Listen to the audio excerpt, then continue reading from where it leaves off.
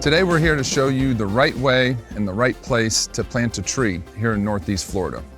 You can plant trees year-round in Northeast Florida, most types of trees, but it is a little bit easier to plant them in the cooler times so that they don't need as much water while they're getting acclimated to their new climate. The first and the most important thing is to select the right tree for the right place in your yard.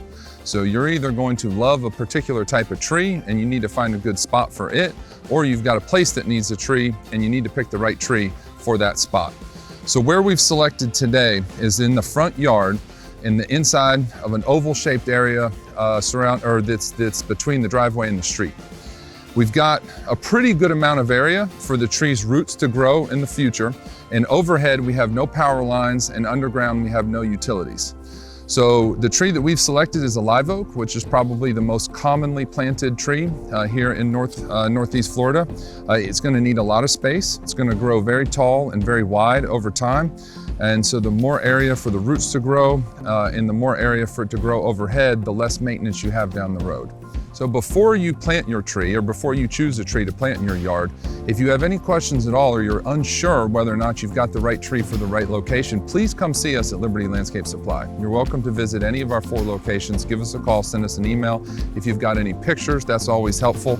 But for this particular location, we chose a tree that can grow this distance from the house. It's a little bit close, but it's manageable. And it's also not too close to the road, to the street. But we have all of the professionals that you need in order to be able to help you make the right selection. So the tree that we've chosen is a 15-gallon tree, and that refers to the size of the bucket that the tree is in. In order to determine how big of a hole you should dig, you typically want to go just a little bit shallower than the root ball itself, and about 1.5 to 2 times as wide as the root ball. Fortunately, in Northeast Florida, most of our soil is very sandy, which means our holes are a lot easier to dig than they are in other areas in the country, but still digging the right size hole is important. A pro tip to help you do that is we'll usually take our shovel, flip it upside down, mark on the shovel where the root ball ends, and then put it in the hole and help to determine that we're at the right depth. Same thing with the width. If we want to go about this wide from here to here, we can then use this as a quick measuring stick to help us make sure that we have the right size. Okay, at this point, we've removed the black plastic pot, or removed the tree from the black plastic pot. This gives us an opportunity to inspect the roots. It's very common with container-grown trees to have circling roots. They reach the end of the pot. Since they have nowhere else to go, they'll turn. They'll go to either to the left or to the right. This can be very detrimental to the tree as it gets older. And so if you see any or a lot of circling roots, a simple X-Acto knife can be used to cut and slice some of those roots to prevent them from circling. Or if they're a little bit bigger, some hand pruners can be used, and you can snip them off and prevent them from hurting the tree later on in its life. It's arguably one of the more critical steps that most people miss. Additionally, if you notice when I dug the hole, I put the dirt right on the edge of the hole. This makes it much easier to fill the hole or backfill the tree after you've put it into the hole. You don't have to worry about bringing the dirt a longer distance away, and it's piled up in a nice pile. It's easy to just push into the tree. So because we don't have any circling roots, or very few circling roots, our next step will be to put the tree in the hole and make sure we have it at the right depth. You also notice this tree has a bamboo stake on it to help keep it straight and keep it up. I've left that on. This is a young enough tree that we're gonna leave this on for maybe another 6 months or so, and then I'll come back and remove it after. Okay, so at this point, the tree's been removed from the black plastic pot. We have an appropriately sized hole, and we've put the tree into the hole. The next most important part of planting a tree for long-term success is to make sure that it's at the right height. So you can see that the base of our trunk here is about 2 inches above the grade of the grass around it. Always go a little bit higher. Going a little bit lower puts the tree at higher risk, especially if you're in an area that may pool water or may drain off quickly. So typically a couple inches above the existing grade is the perfect height at which to plant the tree. So we're at a really good height right now. We get asked all the time, should I amend the soil where I'm planting my tree? In most cases, it's not necessary or not recommended. In some areas where you have particularly poor soil, or perhaps lime rock or other materials that are mixed in with it, it can be helpful to add some organics. Just to show you how we do that, I'm gonna add a bag of topsoil in and around this tree.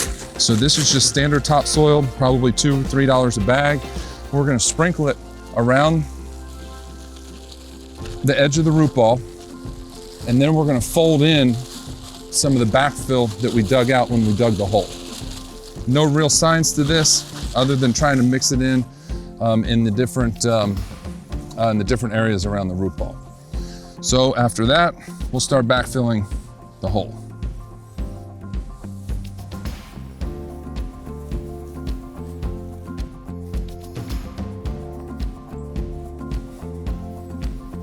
So one step that we don't want to forget before we get the dirt too compacted in is to make sure that we get the tree nice and wet. At this stage, when you're first planting it, there's really no such thing as too much water. All right, we're getting to the final stages of successfully planting this tree. We've backfilled around it. We've done a little bit of soil amending. We have made sure that it's at the appropriate height. We've added some water. So now, we're just gonna make sure there's not too much excess dirt on top of the root ball. It's okay to have some of the uppermost roots exposed. You can see little bits of them there. That's perfectly fine. In fact, I kind of want that. Helps me make sure that my tree's not planted too deep. I'm gonna start to build a little bit of a berm around here. Don't need anything too crazy. We try to avoid what we call volcanoing, and just enough of a ridge here on the outside to try to hold water in when we're watering this new tree in. So you can see I've created just a little bit of a bowl here. I can kind of firm this up a little bit. We add some mulch to it in a minute. You'll see how it's gonna look, but it really doesn't need to be anything too significant. We're just trying to keep the water inside. When we water this tree in again, and this is what the watering will look like for the first few weeks and maybe month, we fill this bowl area up and let it drain down. You can do that a few times, maybe 3 or 4 times a day in the warmer months. And then you can go through that same process just a few times a week in the cooler months or after the tree's been in the ground for a little while. The amount of watering that it needs is very dependent on the size of the tree.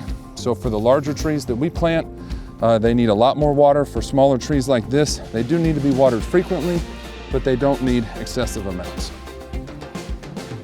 The last step is we're gonna put some mulch in here, make it look pretty, and help retain some moisture around the tree. I've chosen pine bark, mainly because I prefer the color, but any of the normal mulches that you find at the store or at your local Liberty Landscape Supply will work. Help retain some moisture, add a little bit of aesthetic value. For this tree here, looks like we're probably gonna end up with about 2/3, maybe 3/4 of a bag of mulch. Spread that around. We don't want the mulch piled up real high against the trunk. This area right around the trunk is where you're most susceptible to fungal damage. So you want to keep it wet when you water it, but you don't want it to remain wet. And so now we've created a nice little mulch ring. This area will hold the water. After we get off camera, we'll clean up some of this excess dirt around here to make sure that it looks clean and neat for the customer when they get home. And this tree should survive for many, many, many decades to come. So we have our beautifully planted new live oak. And if you have any question about live oaks or any other type of tree that you'd be interested in planting here in Northeast Florida, please come see us at Liberty Landscape Supply. We love to talk about trees. We love to help give you guys advice, and we want you to be successful. So thanks again, and we'll catch you on the next one.